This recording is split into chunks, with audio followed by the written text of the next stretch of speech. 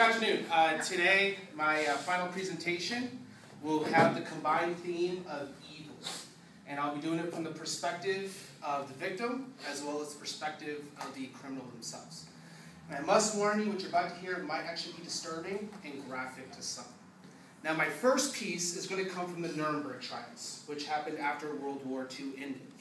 And it's going to be the testimony of a victim named Abraham Schuritzker, as he testifies against the SS command squad leader, Franz Mörner, in the murder of his newborn son, as well as his mother. The segment of the testimony I'll be focusing on will be about his son. In the evening, when the Germans had left, I went to the hospital and found my wife in tears. It seems that when she had her baby, the Jewish doctors at the hospital already received word that Jewish women must not give birth. And they had hidden the baby, together with others, in one of the rooms. But when this commission with Mörner came to the hospital, they heard the cries of the babies. They broke down the door and entered the room. When my wife heard that the door had been broken, she immediately got up and ran to see what was happening to the child. She saw one German holding the baby and smearing something under its nose. Afterwards, he threw it on the bed and laughed. When my wife picked up the child, she noticed something black under its nose. And when I arrived at the hospital, I saw that my baby was dead, and he was stillborn. Shortly afterwards, the second ghetto was liquidated, and the German newspaper in Vienna announced that the Jews in the district had died from an epidemic. Now, interestingly, the ghetto of Vienna housed almost 100,000 Jews before the final solution took effect. After the world was over, only 100 remained. My next piece of testimony is going to actually come from one of the culprits. It's going to be SS Lieutenant Commander Hoes, who was the first commandant at the Auschwitz death camp. And he is going to be testifying about how he made the extermination process more efficient of the Jews. The final solution of the Jewish question meant the complete extermination of all Jews in Europe. I was ordered to establish extermination facilities at Auschwitz in June 1941. At that time, there was already in the general government 3 other extermination camps: Belzec, Treblinka, and Bolzec. These camps were under the Estaccomodo of the security police and the SD. I visited Treblinka to find out how they carried out their exterminations.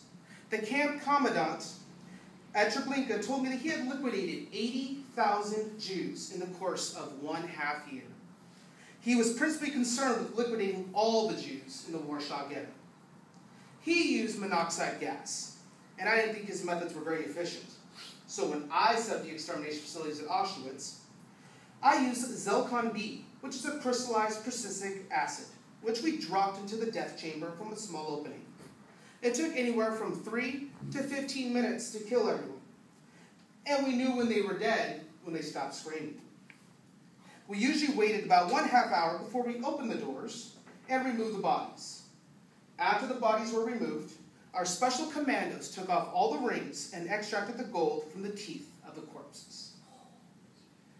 Now, what's interesting about that is the way he describes setting up the extermination camp at Auschwitz, killing innocent women, children, men, disabled, elderly, anything. It's the same way we talk about exterminating roaches in our house. What kind of poison should you use? That's how he was talking about. To them, Jews were just, it was down deep in their soul that they realized that.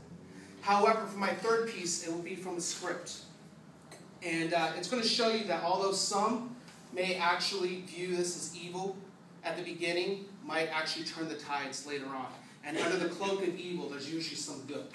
So I want to present to you one of the final scenes from Schindler's List, and I will take on the role of Oskar Schindler.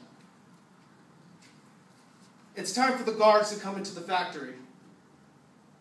The unconditional surrender of Germany has just been announced. At midnight tonight, the war is over. Tomorrow, you will begin the process of looking for survivors of your families. In many cases, you won't find them. After 6 long years of murder, victims have been mourned throughout the world. But we've survived. Some of you have come up to me and thanked me. Thank yourselves. Thank your fearless Sterns. And thank the others among you who, worrying about you, have faced death in every moment. I'm a member of the Nazi Party. I'm a munitions manufacturer. I'm a profiteer slave labor.